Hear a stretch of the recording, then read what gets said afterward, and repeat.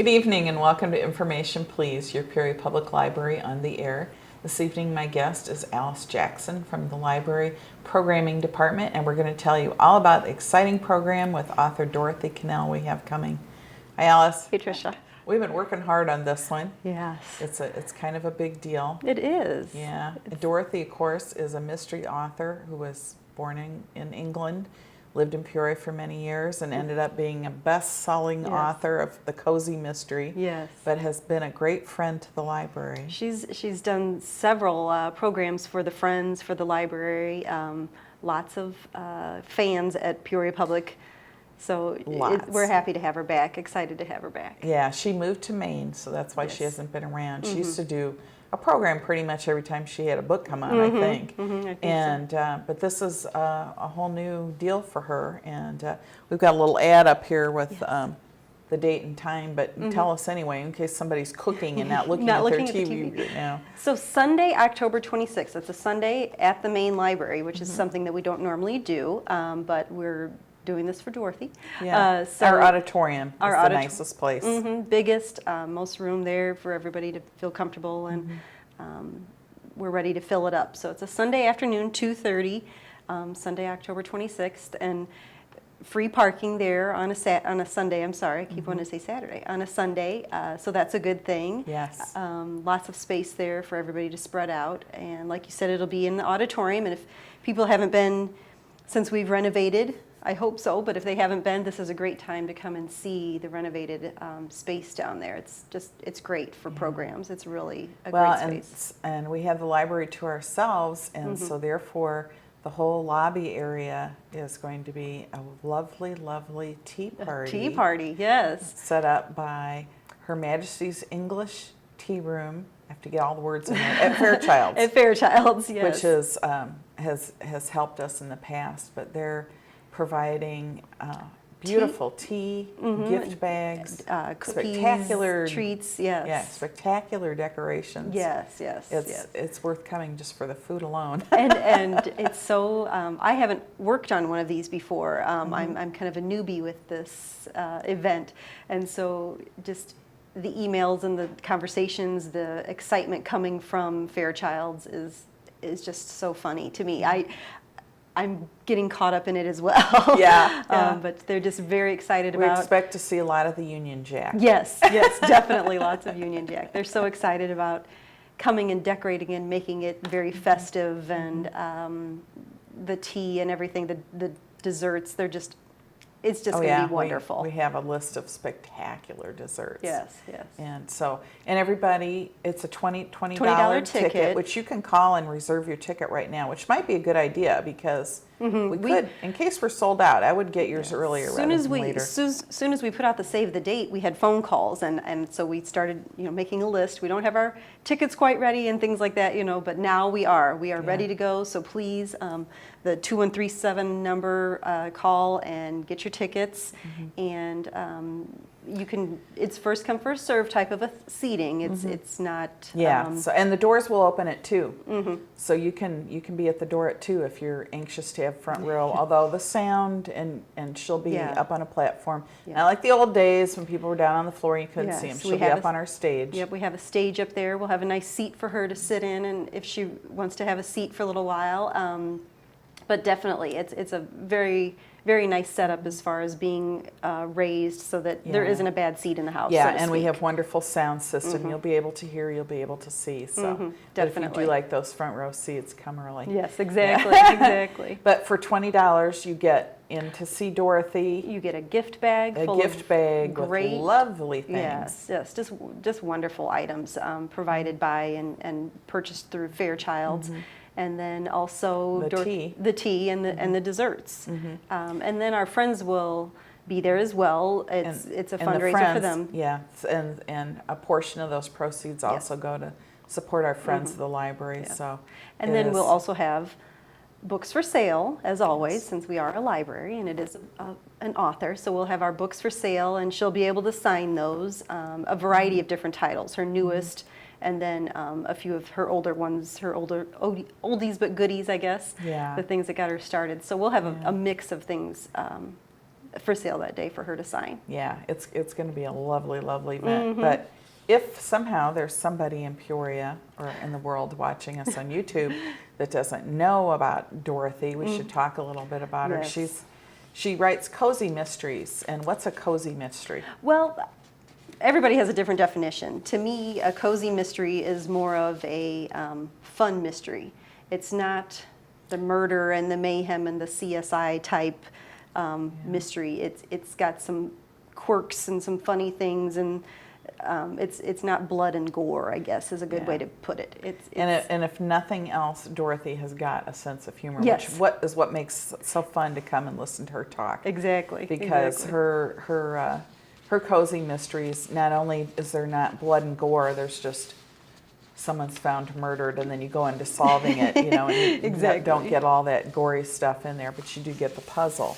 But she's got so many jokes and fun stuff. Exactly. There was one quote that I had to pull out. They said she can't help being funny. She once described sobbing her way through the writing the death scene for one of her characters. She was certain it was one of the most tragic scenes ever.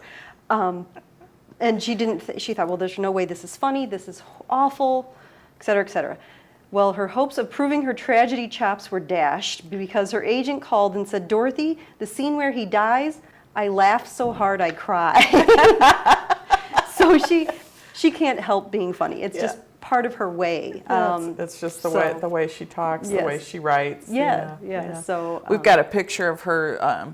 This is her in Maine, in her new garden in Maine, not in Peoria, where she lived for so long. But that's Dorothy nowadays. With one of her dogs. She loves dogs. It has been said that sometimes she loves dogs more than people, or some people, maybe. Some people, yeah. Well, way back in the beginning, wasn't she watching? She was watching some afternoon show about dieting. What was it? Oh, I can't. I read that, and I can't think of what it was. Yeah, well, it was one of those shows way back that used to be on the afternoon that housewives watched. And she got the idea to write The Thin Woman, which of course is her first book. Yes, that's what got it all started. Yeah, and that's about Ellie Haskell. And then up until now, she's always written, most of her mysteries have been in the Ellie Haskell series. But Murder at Mullings, her latest, starts as the start of a new series. Yes, exactly. Yeah. So Ellie Haskell actually started out as Ellie Simons, I guess is the way you would say it, and that's the thin woman, which she was not a thin woman. Ellie was a heavier person, and she was going to a family reunion, I believe is what it was, and she's unmarried and overweight and very worried about being here with the family, and so she hires someone to go as her escort, her fiance, supposedly, and then that's Bentley, and the rest is history. So, but this is where it all started in, I believe 1984 was the date I saw, with Ellie and Bentley, and there you go. Yeah, and Ellie had many adventures. Yeah. And yes, the two of them together. Yeah, and some of her other books, here's another one, which even the titles crack me up. Yeah. She shoots to conquer Yes, instead of she shoots to kill. So this one, she and her husband and their sidekick, their employee actually, Mrs. Malloy, they find themselves stranded in an estate. And I can only imagine what happens just because it's They're Ellie. At the estate, and it's Ellie, and things happen to Ellie. Yes, exactly. Yeah. And then, of course, married life wouldn't be anything without a mother-in-law to aggravate you. Yes. So by now, Ellie, in this title, How to Murder Your Mother-in-Law. In this book, she's married to Bentley, and the mother-in-law. It says right in the description, she's making her life a living hell because that's you have to do that as a mother-in-law. So she's discussing with her friends. Ellie is discussing with her friends. And talking about their wonderful mother-in-laws, and they go from there as far as mother-in-law problems and things that happen related to that. And of course, there has to be a murder because it's a cozy murder mystery. Yeah, there's always a murder. Every book, there's a murder.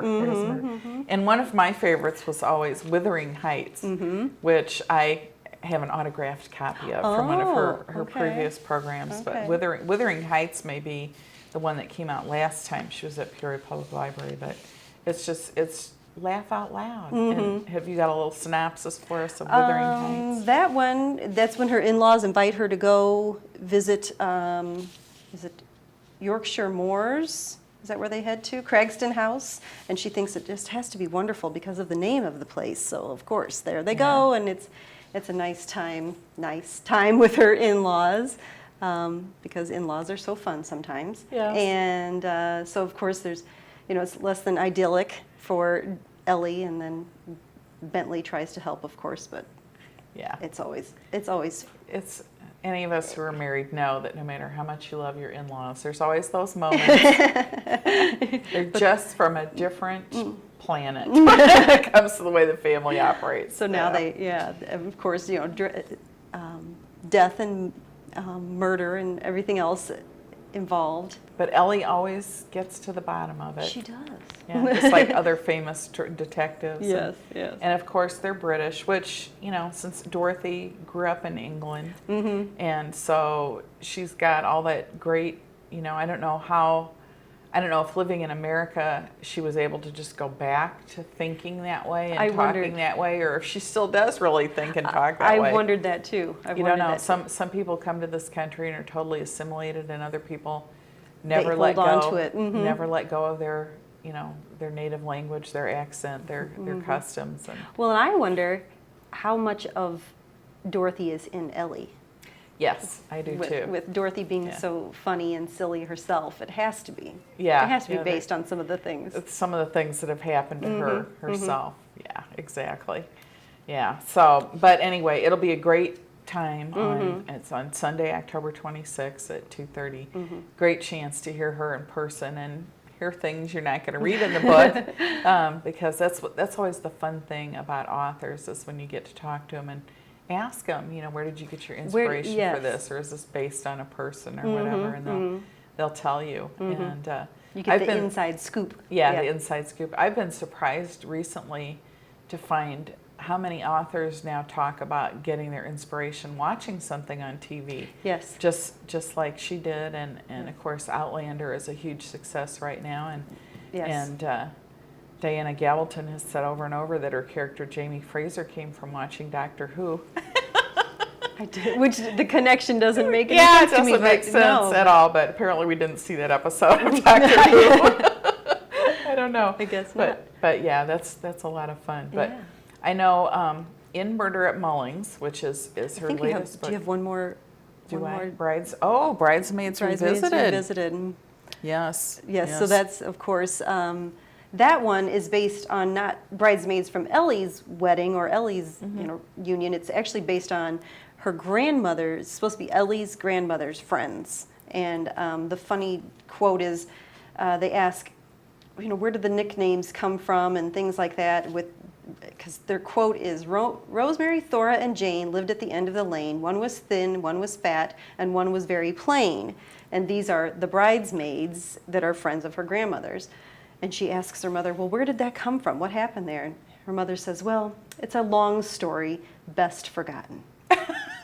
And that's it. So, of course, Ellie wonders all the time, what's going on? There's always these family secrets. And so then there's about the bridesmaids. Yes. Well, then there's, of course, a murder mystery, and Ellie has to be part of that, of course. But anyway, so that's the last one I think we have on this list. Yeah, and there's more. There's more, and a lot of them are ebooks now, and audio and ebooks. Audio and ebooks, you can check them out at the library, and some of them are not available for sale anymore, but you can still get them at the library. You can get them electronically.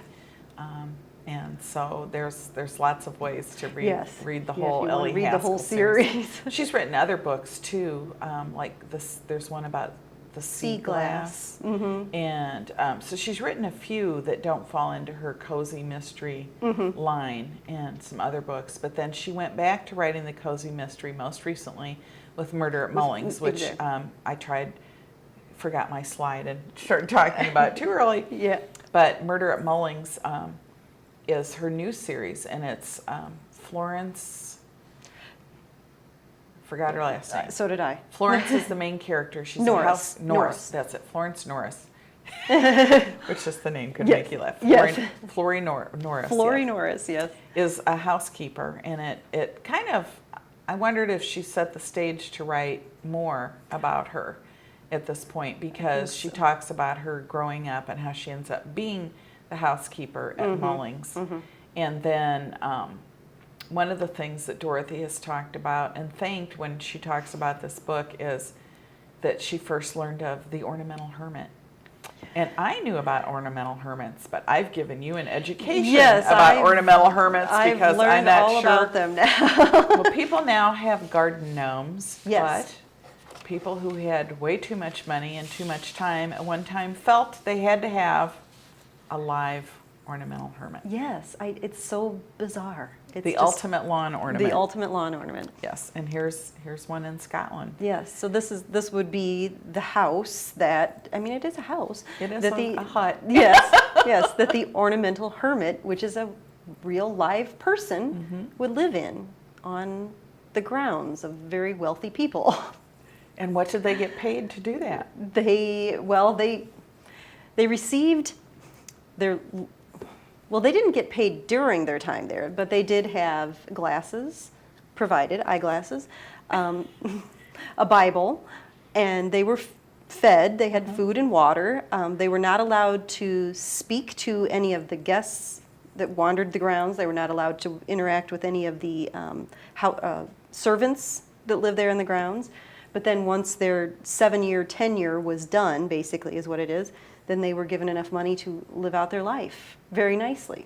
My favorite part of being a hermit was you didn't get to cut your nails. Or your hair. Your beard or your hair for Yes. 7 years. That's your favorite part, huh? That's my favorite part. Because I didn't see anything in there about providing soap for the hermit to launder his beard. No, there was nothing about cleanliness at all. Nothing at all. But don't cut your hair, don't cut your beard, don't cut your nails.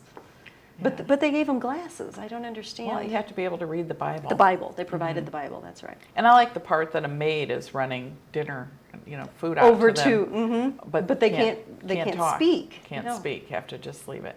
And what was the whole idea behind? I mean, our thoughts on society and emotions have changed over time, and sometimes it's hard for people in modern life to understand why people did things.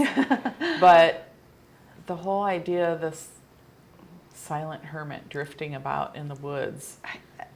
I don't quite understand it. There's different reasonings, I guess, behind it.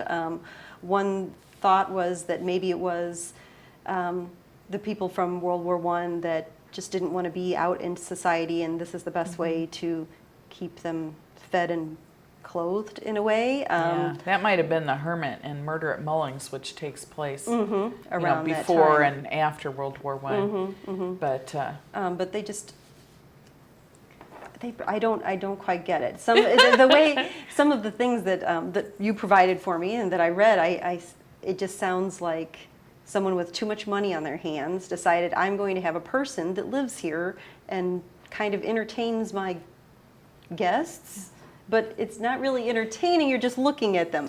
Some of the theory is that the idea of melancholy was very different, and it wasn't. Now if somebody's depressed, we must. They're mentally ill. We must stop the depression. We have to talk with them. And in earlier times, melancholy and reflection and sealing yourself off from society were well accepted, and people in some ways admired that. I mean, you think about all the religious orders that existed over, thousands of years that that's what people they did. They sealed themselves away and they didn't talk well, that was the one quote I read in one of these was that they weren't abused by any way, shape, or form. I think it said they weren't harmed in any way except for the fact that people stared at them all the time. Yeah. But if a person doesn't mind that and they just go about their business and 7 years later they have money to live the rest of their life as, very well, very wealthy almost. So I suppose if you could live 7 years without really talking to anybody, maybe it's okay. Think about lawn ornaments that people now If you have a lot of money, you may have several pools. People who are more middle class may have a fire pit, a fancy fire pit, an outdoor kitchen. Those are things that are within reach of people now. Yeah. And so you may, your ultimate pride and joy may be your outdoor kitchen, your hot tub. On a smaller scale, you may even have an elaborate fairy garden. Yes, yes, and go to the store and buy little fairies and little huts. Yeah. There's probably hermits that you can buy that are this big. Exactly, and put in your garden. That is a couple things I read in what you had given me, and then some other things that that's kind of where this has evolved to, because we can't keep people in a hut on our grounds these days. It's not allowed. We would probably end up. But it does go all the way back to Roman times. Yes. Where the extremely wealthy. But some people may remember the scene from Sense and Sensibility. You mentioned that. Yeah, where looking out the window and they're going to tear down the orchard or something and build a Greek ruin. Yes. Which was another thing very wealthy people did in the 1800s, 1700s, and 1800s in England, was build Greek temples or build ruins just to be picturesque. Yes, and to show. We were talking, you and I had a conversation about people who try and build a tropical paradise and make it look like Key West in the middle of the cornfield. Yes, exactly. Well, here's another hut. This one's in England, and so you can see where people tried to make them picturesque, and I'm sure a lot of them have been torn down and don't exist. I wondered that after going through World War I, World War II, so much of Europe has been destroyed. So there's probably not that many left. A lot of them, they said, were almost like a cave, but then others, like the other one you had there, they were like a little house. And so I do wonder if people have come across those and not quite sure what they were. You never know. But then today, like you said, it's evolved today into the garden gnomes, or the little bench in your garden and things like that. It's things to go look at. Yeah. And solar lights, all the lovely things you can put in your garden at that time. Yeah. Well, and there's a quote here from Dorothy that I think shows off her sense of humor. Sense of humor, yes, definitely. Yes. Oh, woe to the woman who sticks her nose in a book and forgets that real life is not always destined for happily ever after. So she may be giving us a little reminder there that just because in her books things are always tied up in a neat little knot. Yes. Don't think that that's real life. No. It's an escape, and it's something to take you to another place. Yep. Escape. That's exactly right. Escape. Yes, exactly. And such a funny lady. yeah, she is. And we have just another picture of her with her doggie on her lap, one of her dogs. And I think is that a King Charles Spaniel, maybe? I think that's what she... A very, very British dog, yes. And all the big paintings from back then. I think the few things that I've read, it's her dogs and her grandchildren. Those are the most important things to her. So, well, it's good that she keeps writing and entertaining us in spite of dogs and children. And this is Florence Norris. Yes. Murder at Mullings. Yes. And that book. So we should, in case somebody just tuned in, we should go over again that how do you get tickets? You can give us a call at 497-2137, or if you just call the main library number 497-2000, they'll get you to the programming department. We'll get your tickets ordered for you, $20 a person, and of course that includes your gift bag, your tea, your dessert, a wonderful entertaining afternoon with Dorothy, and then there'll also be books for sale, as well as she'll be signing and autographing books that day. Yeah, which will be wonderful because she's just back here visiting from Maine. So it's a short visit. It's a unique opportunity to get to meet her if you've not met her before, or see her again if you're an old friend, which I know she does have many, many friends still here in town. And I think they may have moved to Maine to be by the ocean, perhaps. I think so. So. Yeah. It's probably pretty cold and snowy there, much worse than Peoria. Who knows? I would imagine so, yeah. But of course, you can read all of her books at the library. Check them out. You don't have to buy a book to come to this. No, you don't. It's fun if you like to collect books and get them signed. But we've got all of her books, and you can check them out, put them on reserve, go online. Exactly. And And how can people pay for this? Do we take credit cards? We do. We have an account set up that we can do debit, credit, or a check. Or cash. Or cash. But they do have to call the number and then do it through the programming department. You can't just walk up to one of the desks and buy a ticket, Right. As we've done in the past with some other things. So if anybody watching attended the Downton Abbey event, it's going to be run very similar to that. So Yeah, all so the you come tickets in through the and one You'll come location. in and get your gift bag and your treats, and if you bought a book, you'll get your book right away, and Yeah. then can go in and see the program Yep. and enjoy yourself. So Exactly. I think the Friends Bookstore will be open that day Yes, too. most likely. They will Yeah. be there to have their bookstore open down at the main library. If you haven't been down there, it's huge, huge bookstore. Yeah, and they have it's like half of the lower level of the main library, and it's like our big book sale used to be once a year yeah, for but a week, on an but ongoing now basis. it's every single time they're open, which currently they're open, I believe, Monday, Tuesday, Wednesday, Saturday That from sounds 1 right. to 4. Yes. Yeah, but I know that they are getting ready to have a big sale. Yes. So to watch for that, because everything's going to be half price for a while, I think, in Yes. November. We're looking for But some they dates. are doing specials every